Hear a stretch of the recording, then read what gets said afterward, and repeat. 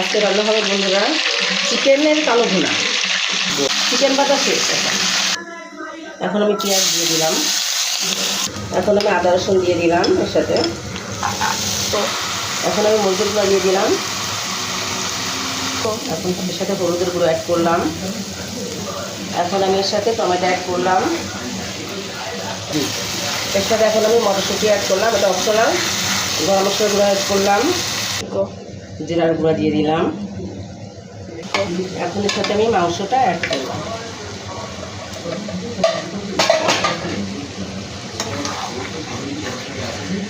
তো বন্ধুরা শেষ পর্যন্ত আমাদের সাথে থাকবেন।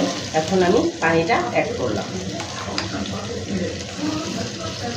বন্ধুরা দেখেন আমার মুরগির মাংসের কালো ভুনা রেডি।